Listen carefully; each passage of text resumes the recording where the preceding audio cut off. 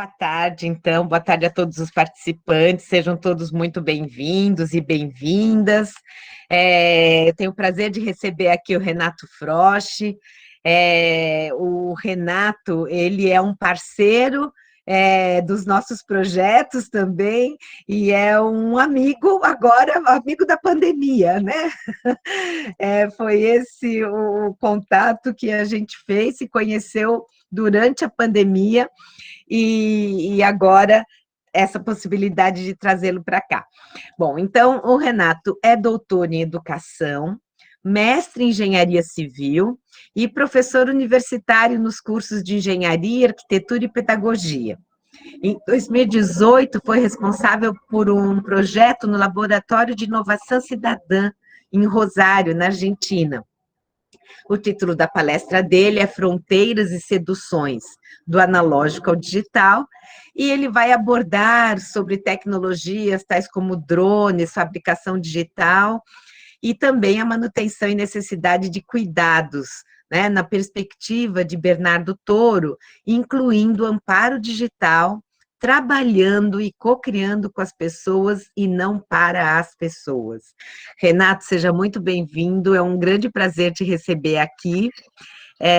A palavra é sua, e só vou avisar, então, a todos que estão participando, que o Renato falou que se quiserem perguntar durante, pelo chat, ou abrir a câmera e falar, ou então depois, tá? Vocês fiquem à vontade. Obrigada, Renato. Obrigada mesmo. Obrigado, viu? É uma alegria estar aqui. Hoje é um dia especial, né, por ser o Dia dos Professores. Lá atrás, quando a gente marcou, né, este encontro, falei, pô, mas vai ser no Dia dos Professores, que bom, né, a gente gosta, né, de conversar, de dialogar, sobretudo de assuntos que eu vou expor aqui um pouquinho, que tem sido ultrapassa a sua vida acadêmica, mas permeia por projetos, né, Mônica, projetos de ordem acadêmica que se misturam de ordem pessoal, acabam contagiando pessoas, que eu acho que cabe falar um pouquinho, né, do como lembrei de você que eu entrei e estou nessa na medida do possível.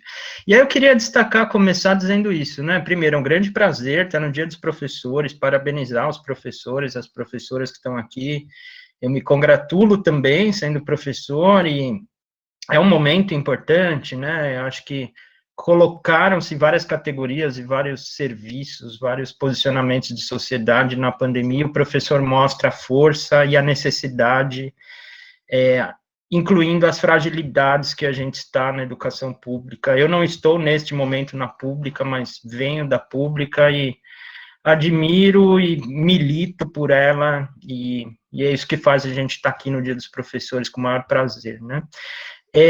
Como a Mônica falou, né, os presentes da pandemia, eu conheci o Márcio, professor Márcio Guimarães, amigão lá da Federal do Maranhão.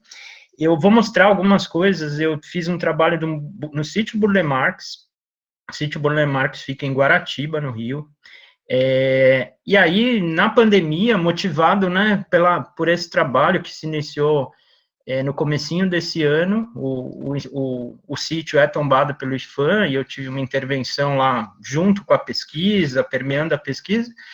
E aí do Márcio, conheci Mônica, Cris, acho que alguns meses atrás, né, num encontro chamado Design e Inclusão, que foi ótimo, né, tivemos uma conversa muito, muito interessante. Do Design e Inclusão, aí saiu, lembrei de você, conheci o Lucas, que está aqui, fiquei super feliz de vê-lo. E agora eu conheci o José Carlos e tantas outras pessoas, né? Então, nossa rede só aumenta, isso é coisa de muito entusiasmo quando a gente fala de educação, né? Minha última fase de carreira eu estou na educação, então, sobretudo em alguns recortes da inclusão, eu vou falar um pouquinho, e aí foi daí que eu me aproximei da pesquisa do Márcio, né? Orientado pela Mônica, e quem era a co-orientadora, Mônica, para não cometer nenhum erro aqui? A Cássia Carrara Domiciano, A professora Cássia, não poderia deixá-la fora dessa citação, né? Então, um pouco do que eu venho falar passa pelo design inclusivo, passa por uma discussão do cuidado, como a Mônica me apresentou. O Bernardo Toro é um filósofo colombiano que fala muito sobre a ética do cuidado. Então, e foi interessante que na fala anterior, falou-se muito nisso, né? Da onde a tecnologia está nos levando? Né? A pergunta muito interessante sobre robôs e inteligência artificial, né? Quais os cuidados que a gente está tomando em saber esses limites? E o Bernardo Toro se posiciona na outra ponta, que só faz sentido a gente seguir com essas tecnologias emergentes ou em decadência a partir do reconhecimento da ética do cuidado. E eu vou falar um pouquinho disso. E aí esse cuidado, ele aparece nos trabalhos que eu tenho atuado pelo caminho da inclusão, né? Cuidar da gente para cuidar das pessoas e depois cuidar das comunidades. E muito brevemente, essa é a perspectiva do Bernardo Toro. Então, é um grande prazer, Mônica. Eu gostaria novamente de frisar e deixar as pessoas que estão aqui muito à vontade, né? É um momento tão distante, né? Se a gente puder falar e conversar. Como eu estarei no modo apresentação, nem sempre eu consigo ver o chat, então pode ser que eu retorne no chat, mas fiquem à vontade de me interromper a qualquer momento. E aí, mais do que uma fala epistemológica, mais do que uma fala de discussão de conhecimento, eu trouxe uma fala bem prática. Eu acho que cabe também, né, mostrar o que eu tenho feito, onde esses materiais, produtos e até formas, né, que eu tenho como equipe buscado olhar para a cidade. Foi bom a Mônica ter comentado, tem muitos estudantes, professores de arquitetura, né? Tem um olhar urbano, tem um olhar um pouco das esculturas, de arte, de patrimônio, sobretudo patrimônio brasileiro. Eu vou mostrar algumas coisas que eu tenho feito. Burle Marx eu trouxe também. E para não deixar distante, eu vou falar um pouquinho de educação, bem pouco, que não é o foco, mas o trabalho nasce na educação e acaba ampliando possibilidades. Tá bom? Legal. Renato, eu vou desligar a câmera, mas eu estou acompanhando aqui e eu vou acompanhando o chat. Qualquer coisa eu leio para você, tá? A qualquer momento, se for algum elemento, alguma discussão daquele slide, se quiser parar, você me interrompe, eu ficaria super, super feliz dessa interrupção também. Tá bom? Muito obrigada. Tá, então vamos lá. Então, eu vou falar de 3 grandes trabalhos, deixa eu ocultar aqui como a Mônica me solicitou. Eu sou o Renato, como a Mônica acabou de me apresentar, né? Depois eu deixo meus contatos de e-mail, esse é o Instagram que eu tenho colocado os principais trabalhos. E aí eu sempre começo as discussões, essas apresentações, mostrando um ponto muito importante na minha vida, uma inflexão na minha vida, que foi a participação, que também a Mônica citou há pouco, de um laboratório de inovação cidadã.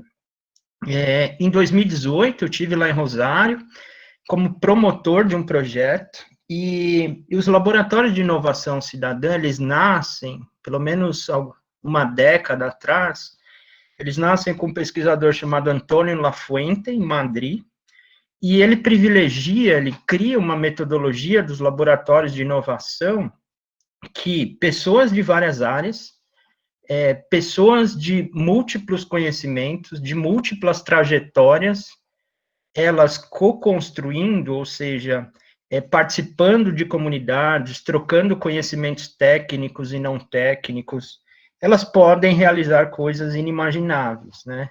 Incluindo trocas tecnológicas, incluindo penetrações que a tecnologia possa apoiar.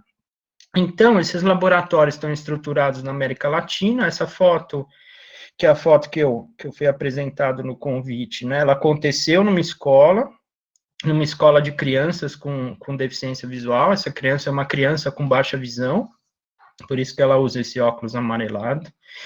E aí, eu desenvolvi com uma equipe de 9 pessoas contando comigo, uma metodologia que o objetivo é a produção com o uso da fabricação digital, ou seja, com o uso de impressoras 3D e outros aparatos tecnológicos fundamentalmente abertos, hardwares livres, que as próprias professoras pudessem ter um olhar de currículo, elas como mentoras de fato, pudessem olhar para esses currículos entender quais os materiais que elas e essas crianças necessitariam naquelas aprendizagens e realizassem seus próprios materiais. Poxa, mas os professores já fazem isso. Sim, já fazem de modo artesanal há muitos anos. Porém, com o uso da fabricação digital e todas as potencialidades da fabricação digital, como compartilhamento, por exemplo, compartilhar esses materiais em rede, foi esse percurso que a gente teve lá. Então, quem se interessar por essa temática, eu acho que é uma contribuição interessante também, sobretudo quando a gente fala, né, de outras formas de construção de conhecimentos, de gestão do conhecimento de uma maneira aberta, colaborativa, são esses laboratórios, eles são chamados laboratórios de inovação cidadã, eles acontecem uma vez por ano.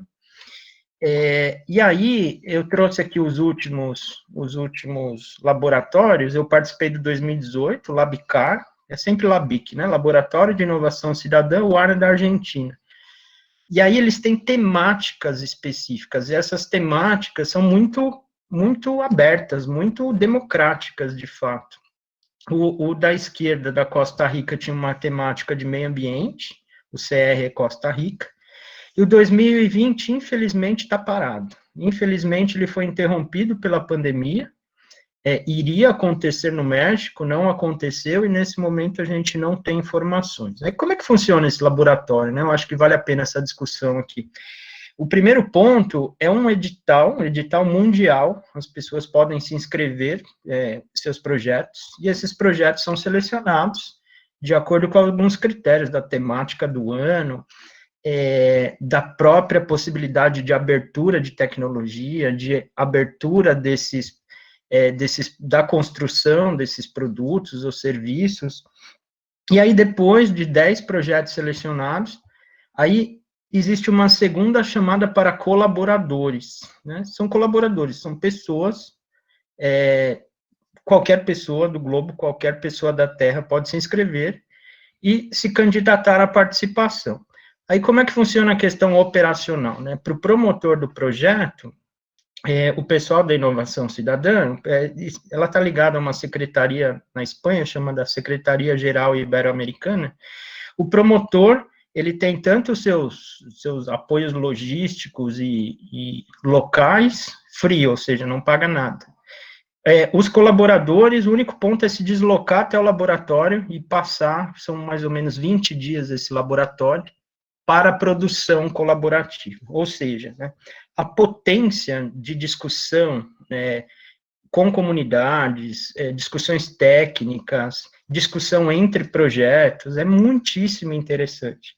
Eu não vou me aprofundar muito mais, que não é propriamente só a temática, mas de lá eu tive uma grande virada para os encaminhamentos dos trabalhos que eu tenho desenvolvido, e alguns eu vou mostrar para vocês.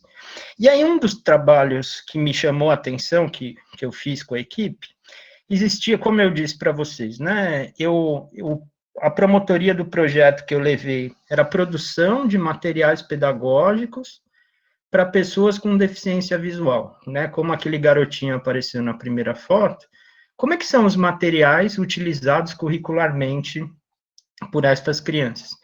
E aí fazia todo sentido ter pessoas com deficiência visual na equipe, né? A gente produzir junto com as pessoas com deficiência visual. E aí, num único momento de lazer dessa equipe, que eu fazia parte, nós visitamos esse monumento, um monumento chamado Monumento à Labandeira, na cidade de Rosário. Ele tem a forma de um barco, aqui a proa, esse é o mastro do barco, essa estrutura mais vertical. E lá no fundo representa aqueles pilares, representa a carga do barco que figurativamente é o povo argentino. E na nossa equipe, do lado direito, parte da equipe, né? E do lado direito existe uma moça, quem vocês podem notar, ela é uma pessoa cega, ela chama Ana Lucia. E aí, naquele momento, eu e esses colegas perguntávamos para Ana Lucia, né? Ana Lucia, como você compreende uma escultura? Como é que você compreende? Naquele momento tinha uma pessoa, um guia, dando algumas instruções, né? Então, a pergunta que nós fazíamos naquele momento, e a partir daí isso ficou cada vez mais latente nas minhas pesquisas e no que eu venho trabalhando, Como nós possibilitamos os acessos de várias ordens, não somente os educacionais, né, mas como a gente possibilitava o acesso ao lazer para Ana Lucia, o acesso à cultura, o acesso a elementos históricos como esse do Monumento à Bandeira. E a Ana Lucia dizia naquele momento, isso lá em 2018, ela falou, olha, Renato, tanto faz eu tocar no muro ou tocar no monumento, se eu não tenho uma mediação, aí vem uma palavra muito importante, né? A mediação é a explicação, é um contexto muito maior de formas, de texturas. Se não existe uma mediação, é muito distante eu reconhecer isso. E aí, depois daquele instante, dessa passagem, ali de bate-pronto, eu com a equipe, a gente modelou aquele monumento a partir dos elementos que a gente tinha, para que a Ana Lucia pudesse reconhecer. Então, eu repito a pergunta, né, como a gente poderia possibilitar esses acessos para a Ana Lucia, né, utilizando do que nós fomos capturados naquele momento por pontos de empatia e pontos de tecnologia que a gente tinha disponível, que era, por exemplo, softwares de modelagem, impressora 3D, cortadora laser, elementos de fabricação digital.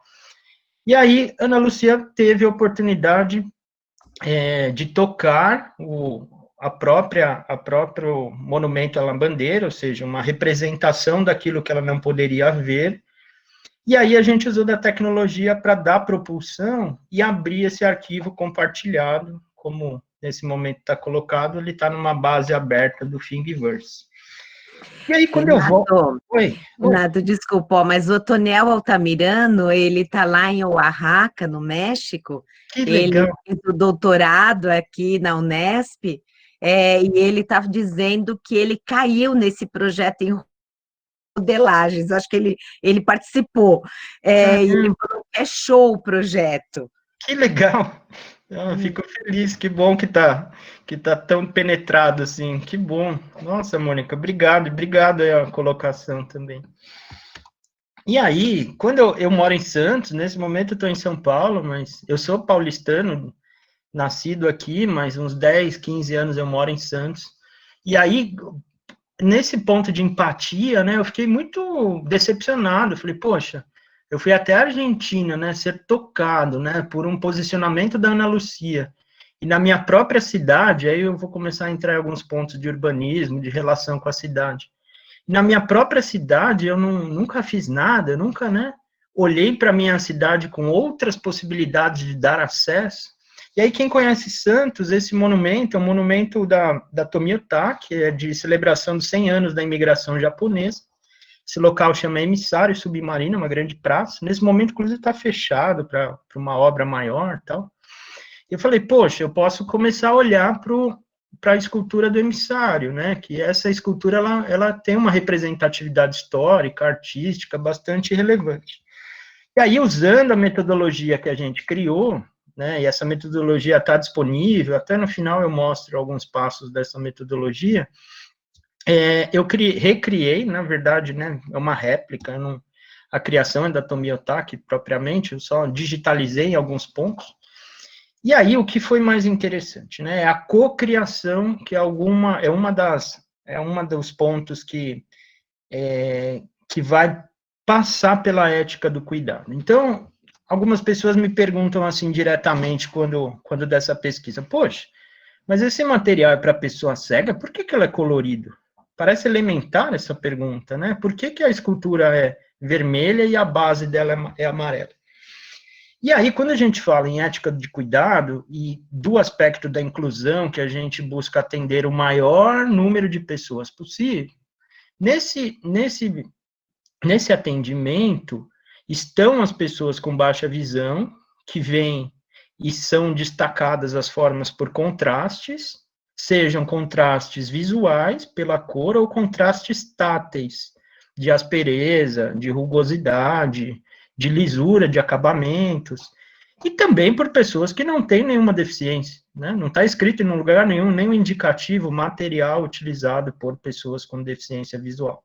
E aí a gente tem uma discussão bastante oportuna, que eu não vou me aprofundar aqui, do design universal, quanto às dimensões, quanto à segurança, que são aspectos metodológicos que eu acho que que eu acho que para essa fala mais curta não vem ao caso. E aí, a questão da mediação, como eu abri aqui. Eu vou fazer uma audiodescrição dessa foto. Até perguntei para o Márcio se tinham pessoas com deficiência visual. Quando eu faço essas apresentações e o público de deficiência visual comparece muito a essas apresentações, eu explico a foto, né? Fazer uma audiodescrição também é dar acesso a essas pessoas, né? Então, eu estou à frente, tocando esse monumento, é um monumento de 100 anos da imigração japonesa, e o Guilherme está imediatamente atrás de mim, com a mão esquerda tocando a escultura original, e na mão direita ele está com o pulso dobrado, segurando a réplica, segurando o monumento em menor escala. Então, neste momento, além do material que ele teve o acesso, ele está tendo uma mediação, né? Eu estou, e aí tem uma série de questões da educação que são importantes, essa questão histórica, essa questão artística, a questão da própria produção de material. Isso foi já, pelo menos, alguns anos atrás. E dali eu comecei a olhar para a cidade de uma maneira diferente, inclusive da existência dos monumentos, e está tão latente essa discussão dos monumentos, né, daqueles que têm uma validade histórica, uma politização desses monumentos, ou a falta ou invisibilidade desses monumentos. Eu comecei a me aprofundar cada vez mais nessa discussão. O que está aparecendo agora é um marco padrão, fica na cidade de São Vicente. São Vicente é a primeira vila do Brasil, fica coladinho em Santos, para quem não conhece. Então, na foto superior esquerda, o monumento original, as duas fotos à esquerda, um processo de impressão 3D, e na foto da direita, o monumento ainda sem acabamentos de cores, táteis, só para a gente começar essa conversa de onde vem meu lugar de fala, né?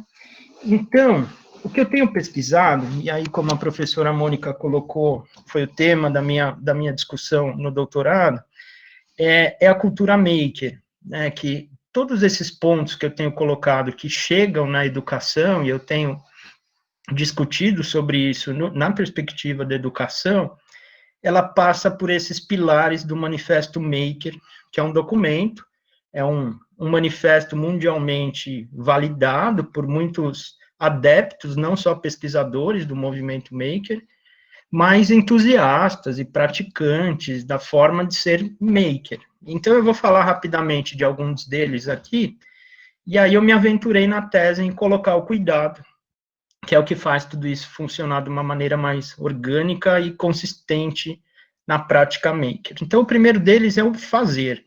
É o fazer utilizando-se dos recursos da fabricação digital também.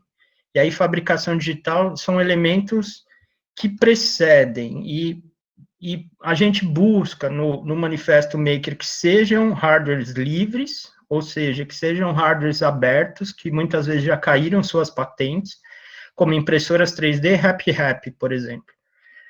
Share, compartilhar, tanto os hardwares, softwares, como softwares livres, os seus produtos. Give, presentear, né? Não há nada mais elementarmente humano do que aquilo que a gente faz, a gente puder entregar para uma pessoa.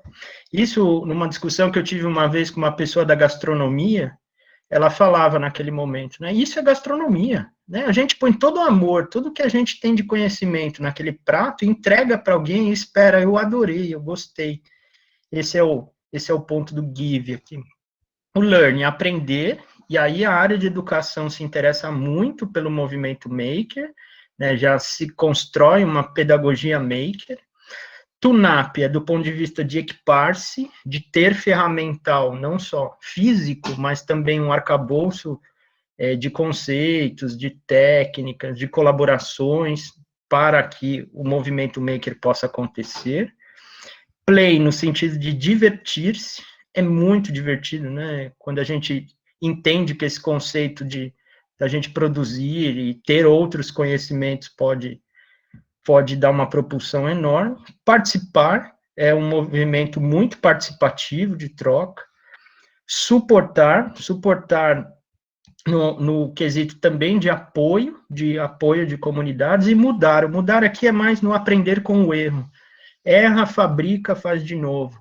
Prototipa, não funcionou, faz de novo. Testa, leva, com a visão do usuário, a participação do usuário, volta, faz de novo.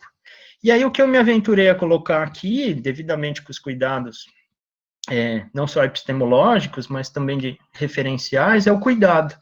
Né? Eu tenho percebido que isso só tem funcionado de uma maneira humana, e aí, do ponto de vista da educação, bastante consistente, se a gente aplica tudo isso com cuidado, né? Em olhar para as pessoas, entenderem, pode ser que em algum momento aquele manifesto maker não faz sentido para aquela pessoa, para aquela produção. Então, o cuidado tem mostrado isso como um canal e um caminho bastante importante. Do lado esquerdo, só para vocês terem ideia, foi uma dos objetos que eu produzi até a banca do doutorado, é um relógio de sol. Então, a parte de impressão amarela do relógio é um open source, é um relógio de um maker francês, e aí eu adaptei essa parte de baixo numa cortadora laser, e adaptei com algumas pequenas explicações para o caso brasileiro.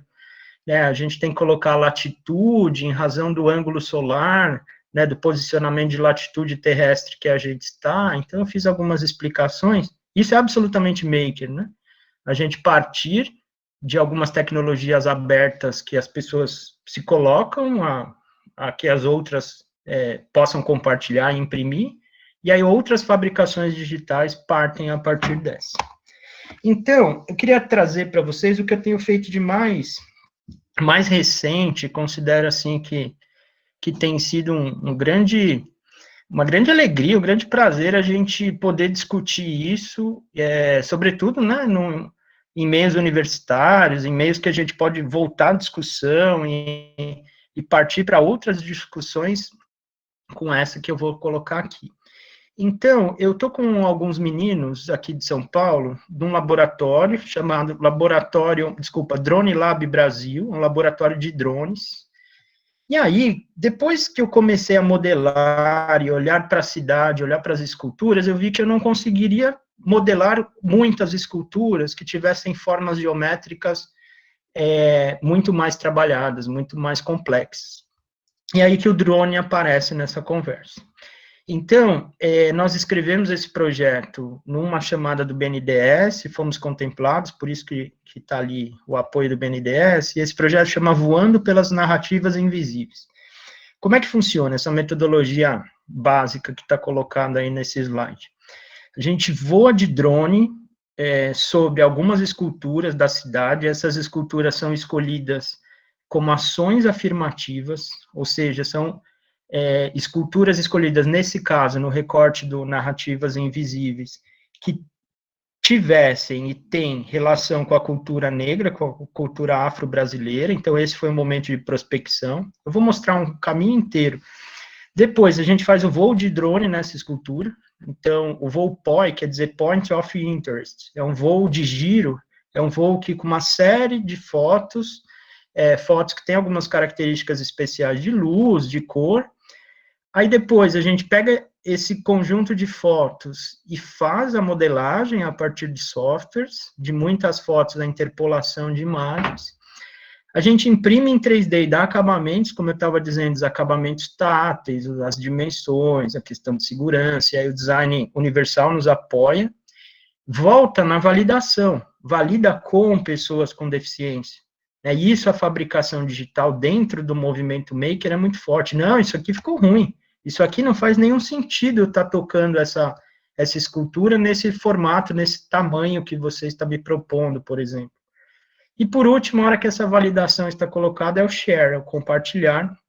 Uma das licenças que a gente tem usado é o Creative Commons, por isso que está aquele CC. Então, eu vou mostrar um processo completo aqui. Para quem conhece São Paulo, uma dessas, das esculturas que nós fizemos é a Mãe Preta. A Mãe Preta fica no Largo do Paissandu, no centro de São Paulo, é bem na frente da Galeria do Rock. E aí é onde está a ação afirmativa, né? A escolha das esculturas tem uma intencionalidade pedagógica, tem uma intencionalidade formativa, que a provocação que a gente coloca é da invisibilidade de algumas discussões, como a discussão racial, nesse caso, incluso a formação e a participação de pessoas negras na nossa equipe nesse ponto de histórico, de historicidade, em buscar e ter essas escolhas de monumentos. Depois, do lado direito, é um voo de giro, é um voo do POI, né, é o voo na mesma altura, numa edificação, numa escultura. São geradas várias fotos, só para vocês terem ideia, na Mãe Preta foram geradas de 300 a 400 fotos, mais ou menos. Depois, o modelo passa a ser um modelo digital, então esse conjunto de 300 a 400 fotos foi gerado um modelo, para quem tem curiosidade, é um arquivo STL, é um arquivo que vai fundamentar a impressão 3D. Depois, a foto do meio, impressões de teste, impressão 3D do próprio monumento. E, por último, a impressão, e aí parte de acabamentos, da questão tátil, imaginando que essa pessoa possa ter ou não uma deficiência visual, por isso que tem cores ali, a base está preta. Isso eu não falei ainda. A importância da escala, né? A importância, no caso da escala humana, é de reconhecimento, tanto para as pessoas que veem, como aquelas que não veem, que têm algum tipo de deficiência visual, elas possam tocar e façam o reconhecimento dimensional daquela escultura. E aí o compartilhamento digital, aquele QR Code que está do lado, é a via do share, a gente compartilha, porque a gente gostaria, assim a gente tem trabalhado, em antecipar práticas pedagógicas. Poxa, muitas poucas escolas têm impressora 3D. A gente tem visitado algumas escolas públicas em São Paulo, muitas já têm recebido.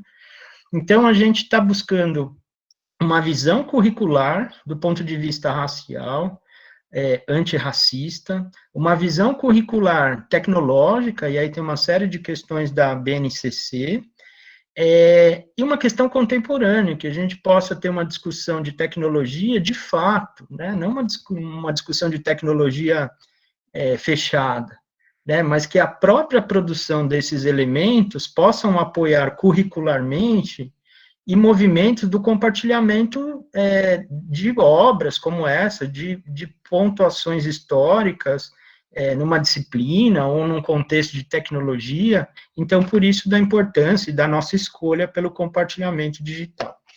E aqui, eu não vou, mas eu trouxe depois, se alguém quiser conhecer, o Gabriel é um colega da nossa equipe, o Gabriel é um pedagogo, ele é de Belo Horizonte, ele atua na PUC de Belo Horizonte, e ele é da nossa equipe. E aí o Gabriel ainda é, né, um dos participantes da questão do uso, da questão, de fato, de reconhecimento. Então, neste vídeo que está apontado aí, o Gabriel está fazendo um primeiro teste de reconhecimento da Mãe Preta. A gente mandou também ao Gabriel a escala humana, né, a pessoa impressa. Então, mostra a questão da avaliação dentro da metodologia como um suporte de validação desse produto, dessa obra. E aí, muitas vezes, como foi o caso do Gabriel, né, a gente retrocedeu e voltou, refez algumas partes, fez nova impressão, fez outras, para que, de fato, a gente considera, agora está ok para a gente compartilhar. Tem um ponto importante aí sobre a autoria, né, essa obra é de Júlio Guerra, e todos esses aspectos bastante importantes, olhando para a legislação brasileira, a gente tomou esses cuidados, é bom se citar isso sempre. No caso aqui, a gente teve uma intervenção do DPH, a Prefeitura de São Paulo, tem um departamento específico do patrimônio histórico, então houve todo esse envolvimento, que muitas vezes não aparece, né, mas a gente pratica, né. E, por último, compartilhamento digital. Aqui é um outro elemento, não é propriamente a Mãe Preta, mas eu posso passar. Existia um chafariz em São Paulo, chamado Chafariz do Tebas, que foi o primeiro sistema hídrico de São Paulo. Ele não existe mais. Então, ao invés de nós voarmos com drone, a gente buscou outros registros, como registros históricos, e começamos a modelar a partir dos registros históricos. Aqui é a primeira produção do chafariz do Tebas, e aqui um pouquinho da evolução do chafariz, a mesma lógica, né, da pessoinha colocada. O Tebas, só para conhecimento, acho que vale a pena pontuar aqui, ele era uma pessoa escravizada em Santos, Quando ele foi alforriado, ele subiu, foi a São Paulo, e ele foi considerado um grande construtor da época. Ele ajudou tanto na construção da torre da Catedral da Sé, não é essa Catedral da Sé que a gente conhece, é a primeira, nós estamos falando em meados de 1860, 1870, e o chafariz é uma obra bastante conhecida dele, por isso que ele se chama Chafariz do Tebas. E aí, aqui é um terceiro que eu gostaria de mostrar para vocês, como eu disse, é uma fala bastante de prática aqui, né, bastante de trabalhos que eu tenho atuado com uma série de pessoas na inclusão, foi o sítio Burle Marx. O sítio Burle Marx é esse que fica em Guaratiba, no Rio. Burle Marx foi, dentre de suas obras, o paisagista do Niemeyer, desculpa. E aí o sítio Burle Marx vem passando por uma série de releituras de comunicação de como tem dado acesso às obras para as pessoas, né? Sejam elas com deficiência, sem deficiência, os caminhos, né? Do ponto de vista de barreiras arquitetônicas, barreiras atitudinais. E aí a arquiteta que a gente trabalhou junto, ela chama Gabriela Zubelli, a gente trabalhou desde a questão de acesso à marca, essa é a nova marca do lado esquerdo ali do sítio Burle Marx, então dá para se perceber acima do lado esquerdo uma folha e que poderia ser tocada, poderia ser montada, por isso que na parte de baixo aí teve um corte de acrílico de várias espessuras com corte a laser, é uma questão de montagem que a pessoa possa tocar e compor a marca do sítio. Aí, mais alguns eu vou mostrar um pouco de uso de drone, impressão e cortador a laser, só para a gente ter um espectro aí um pouco mais amplo de acessos de obras prontas, e no caso aqui de um tombo do IPHAN, né? Então, foram escolhidas grande parte das obras, né, e Burle Marx, além de paisagista, ele tem um encaminhamento também, uma produção em tapeçaria, em escultura. Então, do lado esquerdo dá para se notar duas esculturas de cerâmica, ela se chama Menina e Menino, e do lado direito uma escultura de pedra pome. Essa escultura é interessante, que o Burle Marx ele faz em diversos tamanhos. Então, ela tem uns 3, 4 metros de altura, mas também ela mesma tem com 50 centímetros de altura. Então, o processo aqui mais operacional é scanner, impressão 3D e acabamento. Imaginando que esse acabamento tem interesses táteis, interesses de forma, o tamanho da impressão 3D também é importante, então foram impressas várias peças, depois, essa da direita, que é uma maior, foram 4 impressões, para vocês terem ideia, depois essa peça é montada como um bloco de encaixe, né? Aqui do lado esquerdo são cerâmicas do Vale do Jequitinhonha. Algumas peças são de autoria do Burle Marx e outras não, a grande maioria não é. E aí, aqui é uma questão de experiência, né, que o pessoal do IPHAN, as discussões, né, de comunicação, a gente passou muito por isso. A experiência de você entrar nessa sala e ter a sensação, né, da quantidade de esculturas, da iluminação das esculturas, teve que preparar também a mediação. Então, abaixo, da mesma forma que a gente fez scanner também, é uma demonstração, uma réplica, né, dessa parede com as esculturas, e vão posteriormente ter a mediação. E do lado direito, eu diria que foi o maior desafio lá, do ateliê do Burle Marx. O ateliê, o teto de concreto, ele é trabalhado em baixo relevo, o próprio Burle Marx foi autor desse baixo relevo. Existe um lustre composto por elementos diversos ali, tem uns paralelepípedos, umas esferas. Então, a nossa proposta de réplica foi a produção de corte em acrílico também, com baixo relevo, e a questão do branco e preto do contraste. Aqui tem uma foto um pouquinho maior. Então, da mesma forma, scanner de mão, digitalização e depois corte a laser. E do lado direito, o lustre, né? Aqui a gente escaneou com drone, não bastava a gente escanear com scanner de mão, e aí da mesma forma, modelagem, impressão 3D e montagem. Aqui a gente teve que imprimir as peças de modo separado, e as construiu manualmente após. Essas obras ainda não estão no museu, no sítio. A gente entregou em março e estourou a pandemia, o sítio fechou. Inclusive, a gente está com algumas reuniões marcadas, que a ideia é em novembro reiniciar o processo de retorno. Encaminhando para o fim, pessoal, eu vou pular essa parte, falar um pouquinho dos... Deixa eu brevemente falar aqui para não estender, né? O que tem de tanto de inovação que a gente poderia pontuar alguns aspectos aqui? O Froebel, eu vou falar um pouquinho de educação, um pouquinho de inclusão aqui, só para ter um alinhamento da metodologia. O Froebel foi o criador do jardim de infância, e lá em 1830 ele já criava seus próprios materiais pedagógicos, ou seja, não há nada de novo a gente falar em maker, em fazer as suas próprias produções. Já no século passado, Montessori, ela teve cuidados diversos na aprendizagem, na questão da forma, na questão das cores.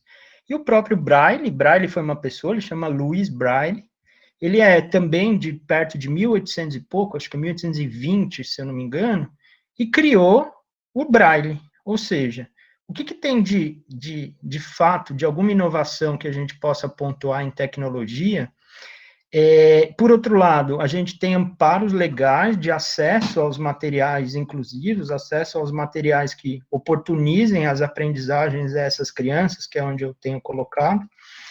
E aí, pessoal, essa metodologia que eu comecei dizendo, que foi criada lá em 2018 com o pessoal na Argentina, o que tem se mostrado, né, como uma possibilidade de inovação, são dois pilares principais. A questão da fabricação digital, da prototipação rápida, da gente poder trabalhar com e não trabalhar para, e com isso a gente, o mesmo produto, o mesmo material pedagógico, no caso aqui, tenham várias releituras, e o outro pilar importante, que é o 7 do lado esquerdo, é o open source, que é o compartilhamento digital, que acaba melhorando e aprimorando esse próprio produto, no caso, de novo, um material.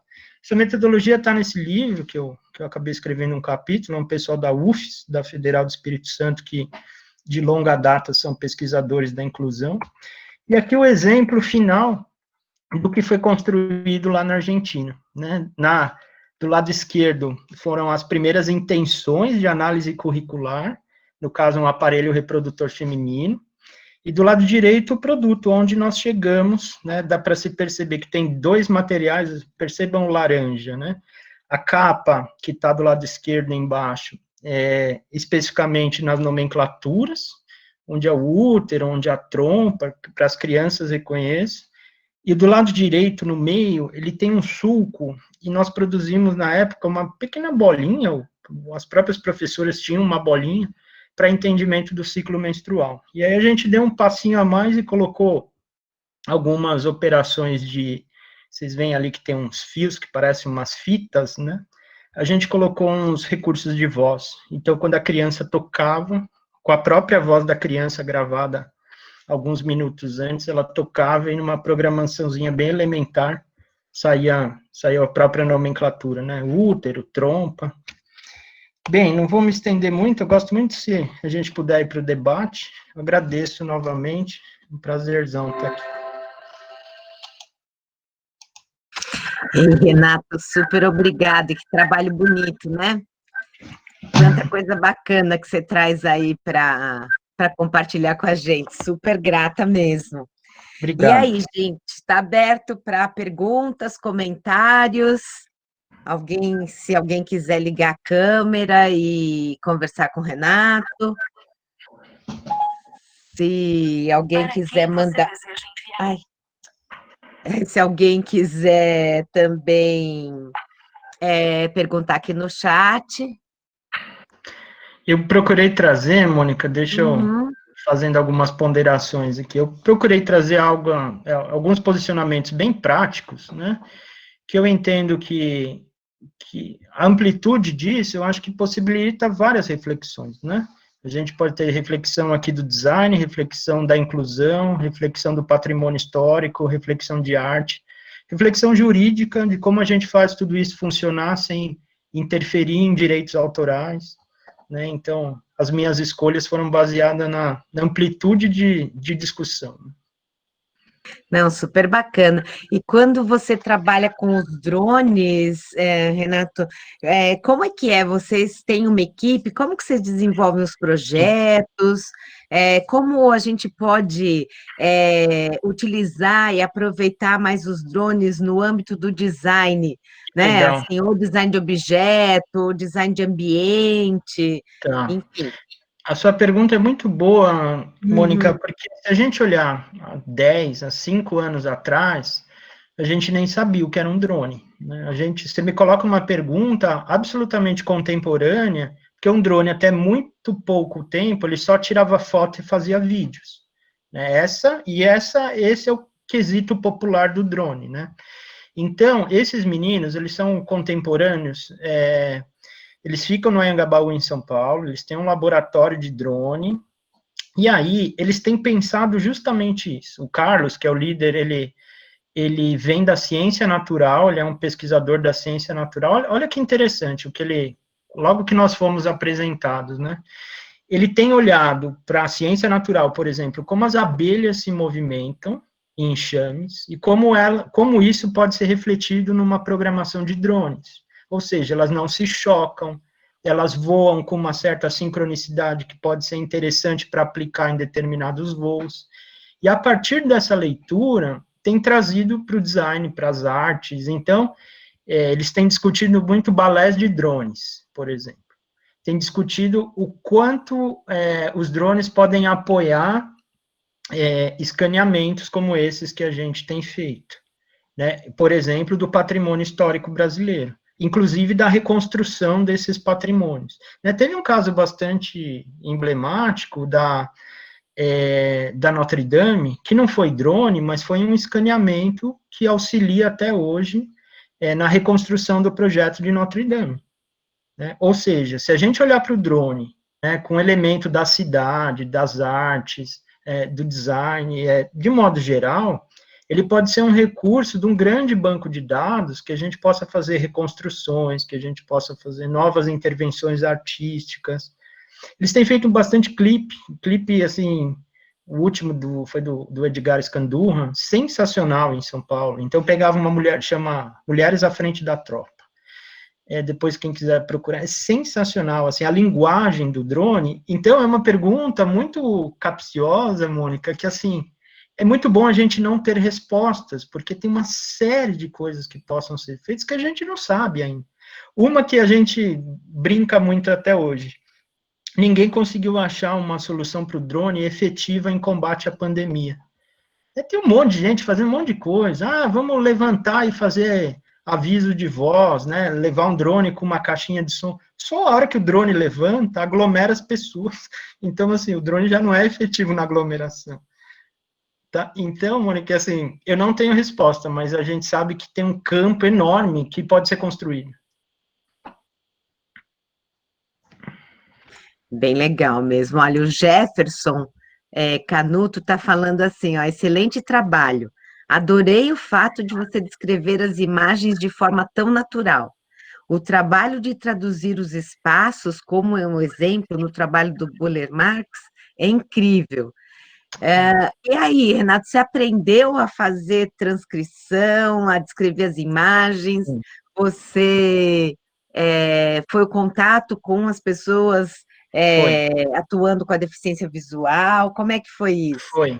Eu vou contar um histórico bem Uhum, interessante, tanto na uhum. comunicação oral, mas eu faço isso também na comunicação de Instagram, por exemplo, da descrição de imagens. Né? Depois, quem quiser, dá uma olhadinha no meu Instagram, é Contacto 3D, apareceu na apresentação várias vezes. E aí, eu vou contar um fato muito interessante, o quanto eu aprendi nessa prática também. Por eu descrever as imagens, uma vez apareceu uma hashtag um cego viu, ou seja, uma ação afirmativa de uma pessoa cega. Que é isso? Aí eu escrevi para aquela pessoa, e era o Gabriel, é o rapaz que hoje faz parte da nossa equipe. Ele falou: como uma ação afirmativa, todo mundo que faz descrição das próprias imagens, eu faço questão de me posicionar e reafirmar a validade daquilo, né? Então, assim, eu aprendo constantemente, né, Mônica? Tanto é que as apresentações, quase que naturalmente, também acontece esse ponto de descrever as imagens. Pode parecer um paradoxo, né? Nossa, mas tá evidente porque eu estou vendo, né? Mas não é tão evidente para quem não está vendo, né? Eu tenho feito olha que o pessoal da arquitetura está em peso, aqui é o Márcio se posicionou também.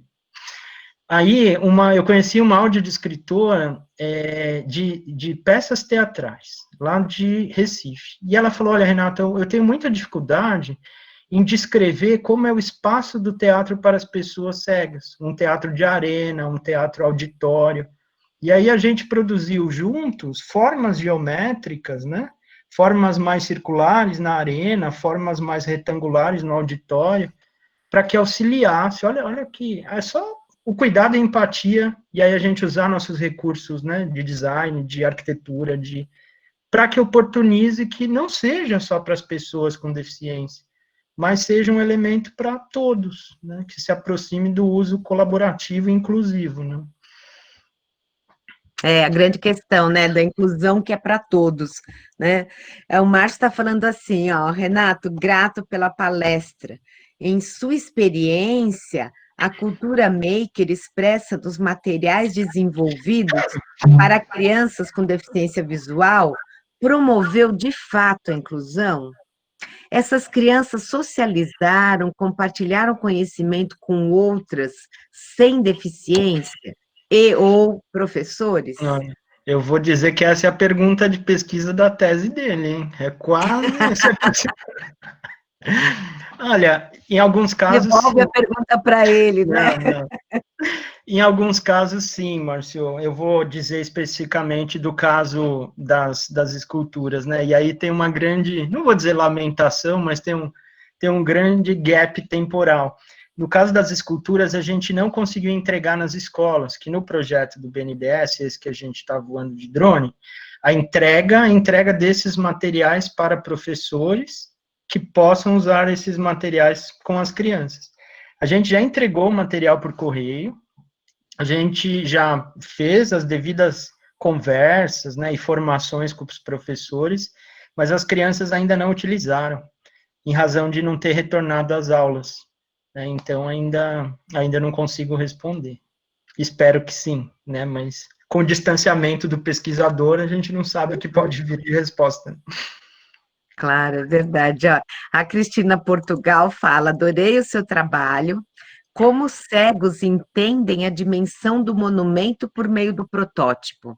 Cris, eu recomendo, depois, se puder, veja o vídeo do Gabriel, o que eu coloquei na apresentação, e se vocês me permitirem, eu ponho até o link aqui.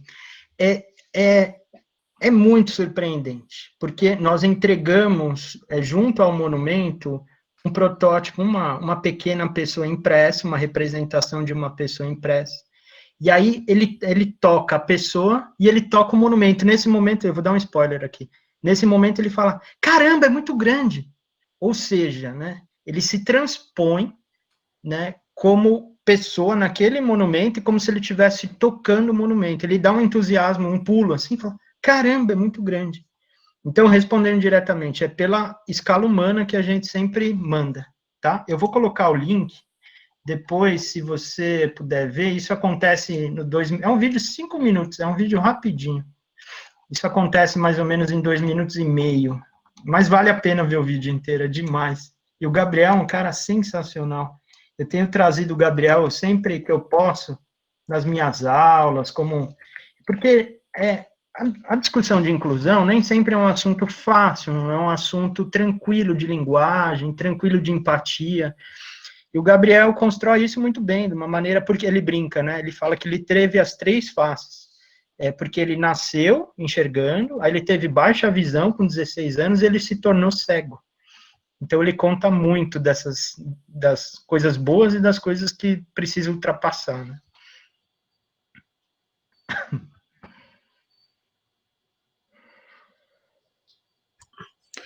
Legal aqui, Renata. É muito bacana, né? Isso também, da gente ver como é que se pode trabalhar, né? E você também tem, né, uma formação super interdisciplinar, né, Renata? Você veio Pois da é. engenharia, é isso? Eu fiz tecnologia, eu fiz faculdade de Tecnologia. tecnologia em São Paulo, aí depois eu fui para o Uhum, mestrado na engenharia civil em São Carlos, uhum, e aí eu me entusiasmei pela educação como professor uhum, universitário, e aí eu me achei na educação, ainda mais que eu uhum, já vinha atuando na ampliação, na implantação de laboratórios makers, né?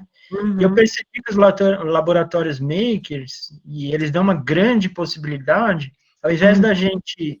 Eu discuti muito com o Márcio, inclusive isso na uhum, implantação do laboratório da Federal do Maranhão. Ao uhum, invés de encher de máquinas e chamar de laboratório, é melhor a gente encher de metodologias, de discussões uhum, pedagógicas, uhum, e encher de projetos, porque as uhum, máquinas passam, os projetos, né, têm seu legado, geram uhum, inovação, geram produtos, geram arte, uhum, e essa é a discussão. O laboratório não é uhum, nada sem bons projetos, desde que as pessoas estejam bem formadas e com uhum, possibilidades reflexivas, né? uhum. Não, com certeza, né? Acho que isso é uma coisa fundamental, assim, o quanto que ajuda a gente. A gente recebeu aqui a Cláudia Albino, que é lá de Portugal, e ela estava mostrando também para a gente os artesãos que atualmente, principalmente os artesãos mais jovens, que também estão incorporando no fazer artesanal as tecnologias 3D, né? Pois é. Então é muito legal É, também o que abre isso, o que amplia, né? e aí, Mônica, sua fala é muito Uhum, importante para a valorização dos posicionamentos e operações e maneiras artesanais que são absolutamente respeitadas e não são em sua completude. Mas eu acho que tem que se pontuar isso, que não é que a tecnologia está substituindo o trabalho, no caso aqui do professor. Inclusive, quando eu vou praticar formações com professores, professores da rede, professores de Fundamental 1, Fundamental 2, a gente começa trabalhando com os materiais artesanais. Né? Eles não são subprodutos, né? É a partir desse olhar que a gente consegue gerar bons projetos digitais. E assim mesclar, e assim abandonar a tecnologia em algum momento e ficar só no artesanal. Né? Eu acho que esse olhar é muito importante. não, com certeza é mesmo.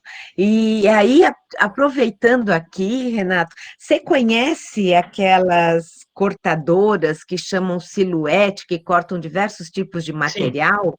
É, conheço. então, a gente está pensando em adquirir uma para o laboratório lá de design contemporâneo, porque a gente tem uma oficina gráfica lá, Ah, né? legal. Tá. E atualmente é mesmo, assim, a melhor solução para corte de diferentes materiais, papel, tecido, madeira e assim vai? A laser, Mônica, a cortadora Hum, laser tem mostrado melhores resultados, justamente por causa dessa amplitude de materiais. Né? As silhuetes são cortadoras de bico, né, cortadoras de ponta, ela tem algumas limitações, por exemplo, você não vai conseguir cortar MDF, né? Você não vai conseguir cortar acrílico, como aquilo que eu estava mostrando da marca do Burle Marx, a gente cortou em laser um acrílico de 10 milímetros. Silhuete não vai nem passar perto, né? Vai cortar papel, vai cortar PVC, que tem o seu nicho, né? Mas o caminho interessante. E aí, na rotina universitária, as cortadoras laser são muito mais interessantes do que as impressoras 3D na produção, porque a impressora 3D ainda é uma tecnologia bastante lenta. Né? A gente imprimir a mãe preta demora no mínimo umas 5, 6 horas. Enquanto em cortadoras lasers, a gente pode cortar em 2D, ou seja, em bidimensional, né, e reproduzir objetos em 3D, fazendo encaixes, tendo trabalho manual. Então, a cortadora laser me parece. Eu me coloco à disposição, Mônica. Se quiser depois colocar a pessoa em contato, fica à Ah, vontade. não, vou querer sim, porque a gente sempre tem uma limitação muito grande de verba, né? Sim, E daí, por conta de um dos projetos de pesquisa que eu tenho, a gente conseguiu uma verbinha aí que a gente quer aplicar lá no laboratório, né? tá. Mas vamos ver. Eu fico à disposição. Com o Márcio, ele marcou até Legal. reunião lá com o pessoal de lá. Fica à Olha que vontade. bacana, tá bom, super obrigada.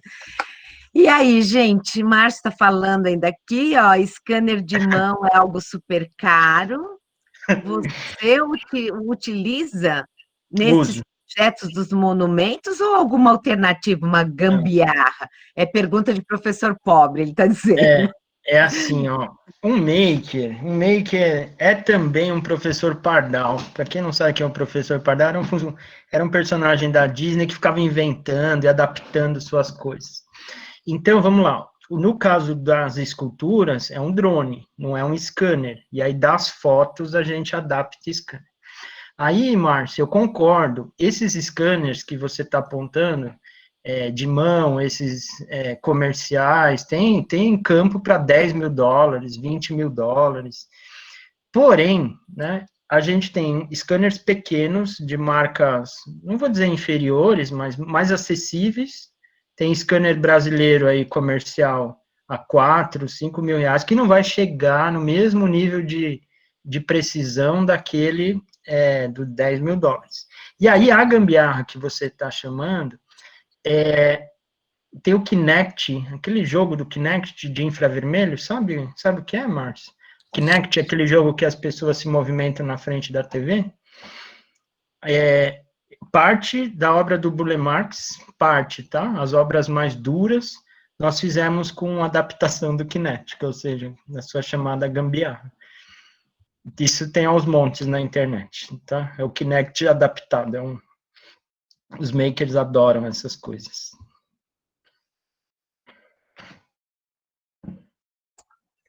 Ah, é bacana. Gente, e aí, mais alguma pergunta, algum comentário? Tá todo mundo quietinho aqui, Renato. Eu queria tanto falar com todo mundo. O que eu tenho provocado, eu sei que tem gente de Uhum, muitas cidades, Mônica, uhum, vocês perceberam que a gente tem buscado esculturas que fortaleçam ações afirmativas. Essa discussão dos monumentos está muito latente, né? De derruba o monumento, né? De quem foi genocida. Então, a gente tem ido pela via contrária, né? De identificar monumentos que não estão mais existentes. Então, eu gostaria de saber se nas cidades de vocês, quantos monumentos de mulheres, por exemplo, existem? Quantos monumentos de figuras da cultura negra existem? E aí eu fiz isso na minha cidade de Santos, eu achei, Santos tem 130 monumentos, eu fui lá no departamento, 3 mulheres. E aí, dessas 3 mulheres, 2 estão na orla da praia, um está no bairro, e eu fui no bairro. Sabe o que eu encontrei? Nada, o monumento foi vandalizado e furtado. Ou seja, eu não estou conseguindo nem dar visibilidade àquele monumento que poderia ser uma ação afirmativa, né? O quanto a discussão dos monumentos estão, às vezes, precarizadas, né? Aí eu pergunto, né, sei lá, né, eu acho que tem várias cidades representadas aqui, né, Mônica? tem sim. Né, quais as Pessoal, esculturas, coloca aqui no chat quais são as cidades de vocês. quero saber, aí eu vou além, né, essas cidades Uhum, têm monumentos que a gente possa ter ações uhum, afirmativas, porque toda cidade que eu vou, antes da pandemia, eu uhum, sempre chegava um dia antes, levava o drone, levava a uhum, impressora, e tentava fazer esse contágio. uhum, Ó, Ribeirão, uhum. É, São São Paulo, Paulo, Campinas, Campinas, Raquel, eu cheguei de Campinas hoje, tem um fato muito curioso. São Carlos. São Carlos, eu morei em São Carlos. Aí, Raquel, em Campinas, a Mãe Preta que eu mostrei, a Mãe Preta de 1950 em São Paulo, a Uhum, comunidade negra, em 1980, fez uma réplica no Largo de São Benedito. Eu estava ontem lá, fui lá conhecer, e uhum, está muito mais interessante, ela está muito mais bem cuidada.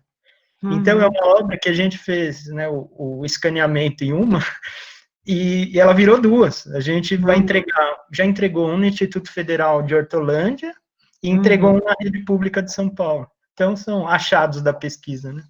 Olha que Um legal. achado Olha, mais altíssimo. gente aqui, São Carlos, Araçatuba, São Olha o Márcio, Luís, São né, do Luís. Maranhão, São Paulo, capital. A Caroline Reis está falando que discussão interessante. Estou em Tatuí, São Paulo. Tatuí. Tem esculturas em Tatuí, Carolina? Tem esculturas públicas, assim, como essas que eu mostrei?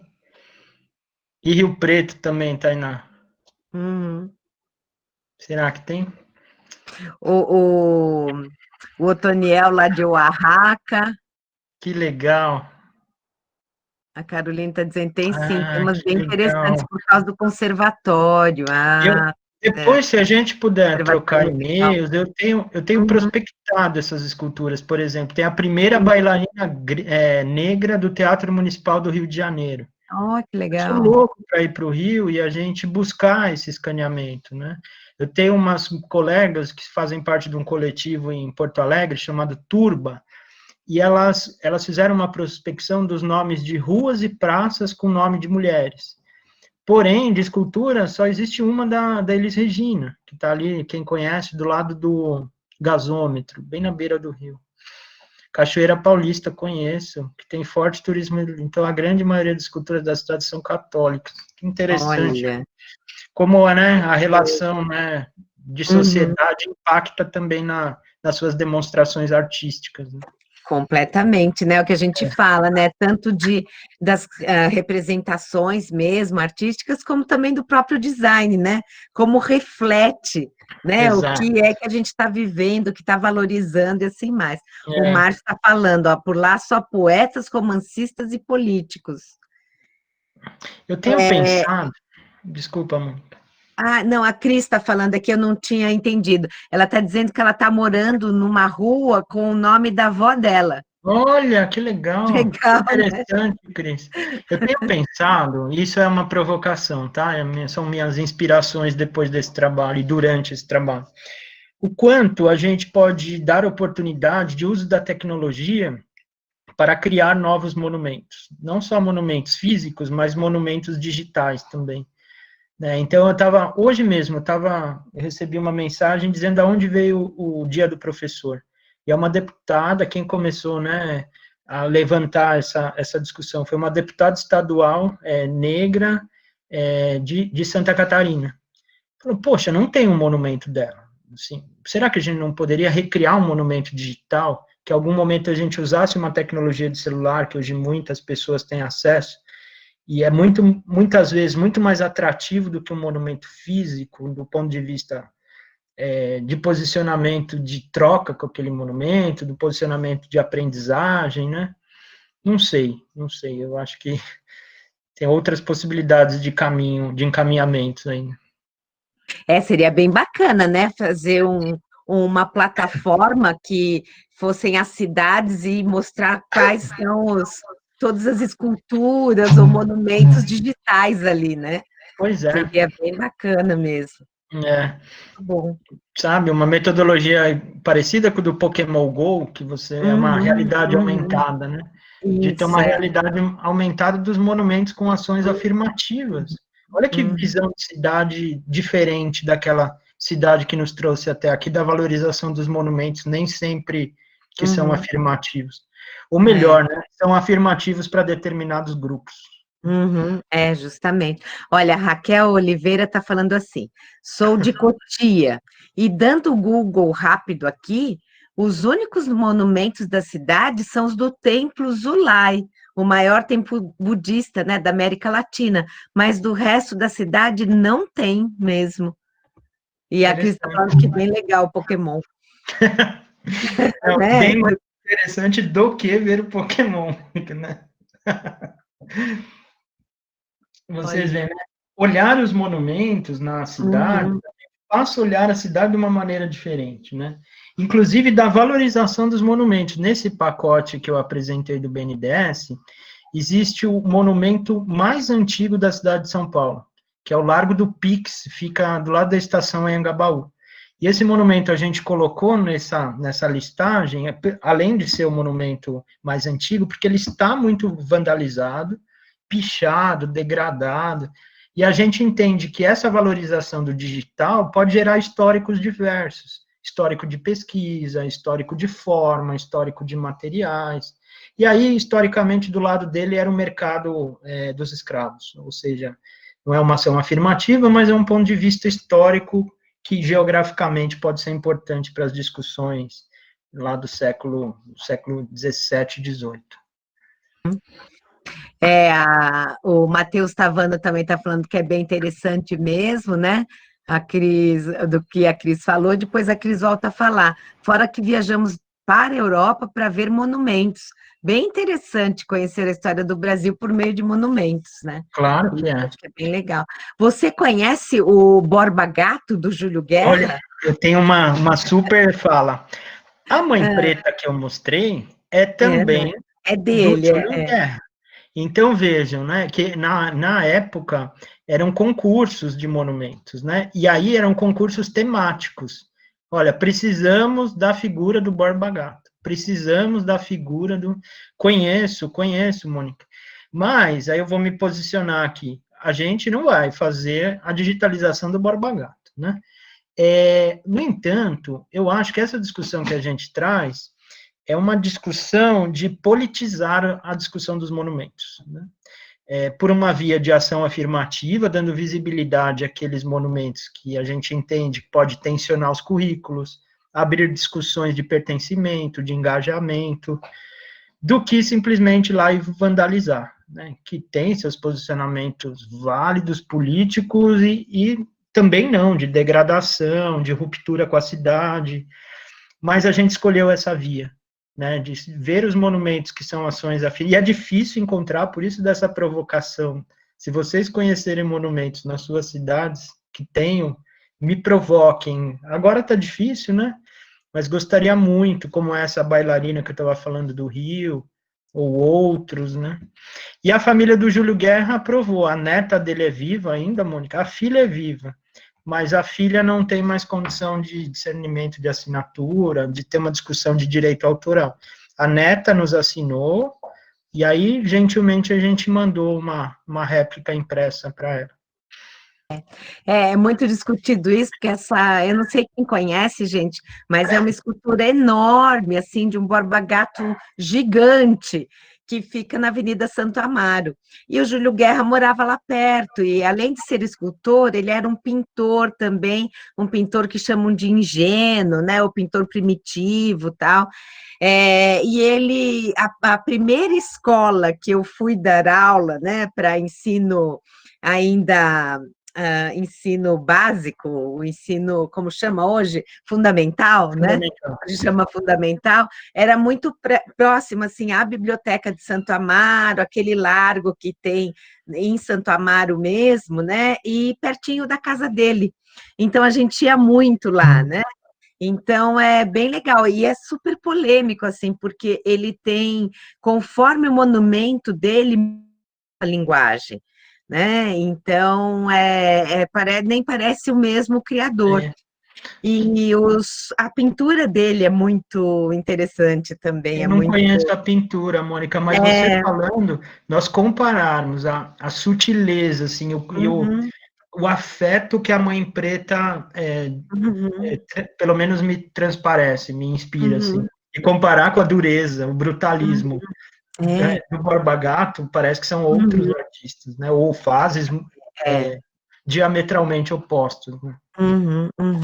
Mas é isso mesmo. Mas você sabe que uma das estradas, eu não vou lembrar qual estrada exatamente, não, deve ser a Anhanguera. Quando chega numa altura mais próxima de Minas Gerais, também tem um Anhanguera gigante. Parece até o próprio primo do Borba Gato, porque é um outro gigante. Olha, o Léo está falando o seguinte: sua visão, Renato, sobre a interação de tecnologia com meios tradicionais é muito interessante e inspiradora. Meus parabéns. Obrigado, Léo. Eu tenho aprendido muito com as professoras, né, que na sua dureza, de falta de recursos, de criatividade na produção dos seus materiais, acho que essa fala, o que eu tenho representado é de muito respeito às professoras, que usam do que é possível para gerar seus materiais com produções criativas que nem sempre são embasadas como num curso de design, né, com os cuidados metodológicos ou mesmo de inspiração artística. Eu devo essa fala muito às professoras, fundamentalmente da rede pública, que é onde eu tenho atuado. Então, e eu acho que isso é uma coisa legal que você traz, Renato, porque também, para falar aqui, né, para todos, o papel dos designers também na educação, né? Como é importante, como todo o ensino, né? Mas especialmente o ensino público, o ensino voltado a crianças, né? Eu vivo falando assim, como seria importante ter aula de design para crianças, né? Porque até para elas adquirirem uma cultura, para lidar melhor com informação, com comunicação, né? Deveria ter em Sim, todos os níveis, mas sem dúvida tem um lugar aí que é justamente o papel dos designers atuando junto com a educação, não concordo, só em livros, né, mas também nos objetos concordo. educacionais, E eu né? vou além, Mônica, até nos É, desenhos das novas propostas curriculares. isso, Por exemplo, justamente, vou isso mesmo. provocar aqui. Neste Hum, momento de pandemia, as escolas têm pensado muito as formas, né, de aprendizagem online, as presenciais, essas conexões. E isso é design. Os pedagogos, os psicólogos não transitam bem nessa área. E esta é a área do design em poder estruturar, em poder colaborar. Por muito tempo também se chamou, teve uma onda aí do tal design instrucional, né? Mas não é nem isso, né? É assim, é o designer mesmo atuando e lidando com a informação, com a comunicação, que é Sim, isso, envolve a ilustração, envolve uma série de coisas, né? Eu estou vendo aqui que a Bárbara também, ela fala para você, olha, achei incrível o seu trabalho, parabéns e obrigada por compartilhar, né? e o Lucas e o José? Eu achei que ia conversar com eles. Ó, o Lucas acho que É, não está. Cadê o os dois Magro? É tão desumano a gente conversar só por WhatsApp e e-mail, né? É verdade, aparece aí, magro, Melara tá por aí ainda. O Lucas acho que não. Ah, tá sim, Lucas, o Magro tá. olha Oi, lá, esse e é o aí, Lucas pessoal? Tudo Garcia, bem? o E magro. aí, Lucas? E aí, Magro, tudo bom? Que bom, obrigado aí pela todo o cuidado da construção, viu? Não é A Raquel fácil. também, a A Raquel Raquel aparece aí, também. você A tá com a Raquel eu não câmera. conversei. Obrigado, viu, pessoal? Obrigado. A gente chegar até aqui e falar não é tão simples assim como parece, né? Não, e além de tudo, assim, né? A Raquel também super fazendo super trabalho. Porque tem toda uma coisa, né, Renato, assim, de organização, de divulgação, e depois tem a documentação de todo esse material, né? Sim, sim. A edição dos vídeos, porque a gente quer colocar todas essas palestras depois disponíveis no canal do Que YouTube bom. do Lábio. Olha lá, Raquel. A Raquel está fazendo uma bela pesquisa também, Renata. Ela está trabalhando com a questão de design e feminismo, Que né? ótimo. Então, é bem legal também. O Magro trabalhando com design e política, e o Lucas, eu não vou saber porque ele não é me orientando, mas qual o teu foco de pesquisa mesmo, Lucas? O meu ele é inovação em marketing. Ah, Legal. então, mas E aí tem todo esse trabalho, né, que tem que ser feito, a gente quer ainda transcrever as palestras, que é uma forma também de deixar disponível, né, para as pessoas conhecerem e ter lá um referencial de pesquisa, né? Muito bom. Então, acho que isso vai ser uma coisa bem legal. Muito bom. Bom, aproveitando que estão todos aqui, né, até com a câmera aberta, agradecendo a equipe aí, agradecendo também Melari e Ana, que hoje nos ajudaram aí com a tradução, agradecendo a presença da Cris, também da Karen, Delano, Cleiton, Márcio, que está aqui, todos os que estão participando aqui também, e super agradecendo você, Renato, também por essa disponibilidade de vir, de apresentar o seu trabalho, de compartilhar com a gente, acho que isso é uma coisa muito importante, né? Obrigado. Logo mais a gente vai conseguir, um Vamos, dia a gente vai conseguir se vamos. encontrar pessoalmente.